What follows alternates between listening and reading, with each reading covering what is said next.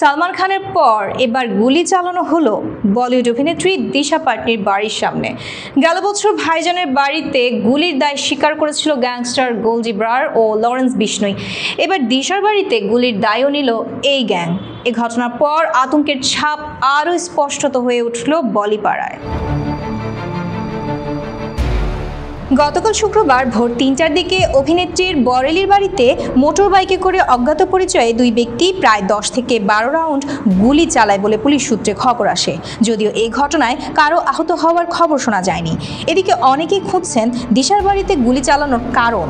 এরই মধ্যে দায় স্বীকার করে গোলজি ব্রার ও লরেন্স বিষ্ণোই গ্যাং জানিয়েছে, হিন্দু ধর্মকে অপমান করাই অভিনেত্রীর বাড়িতে গুলি চালানোর কারণ। তবে তাদের চোখে দোষী দিশা নন, তার বোন খুশবু পাটানি। গোলজির দাবি, দিশার পরিবার তথা তার বোন খুশবু পাটনি ও আধ্যাত্মিক গুরু প্রেমানন্দ মহারাজ ও অনিরুদ্ধ আচার্যকে অপমান করেছেন। এর ফলে হিন্দু ধর্মের অপমান করেছেন, আর সনাতন ধর্মের অপমান তারা কিছুতেই মেনে নেবেন না। তাই এটা একটা সাবধানবাণী ছিল।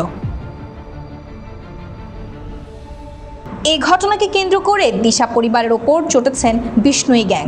এদিকে গুলি ছোড়ার ঘটনায় এরই মধ্যে পুলিশে অভিযোগ করেছেন অভিনেত্রীর পরিবার। দিশার বাড়ির বাইরে বসানো হয়েছে পাহারাও।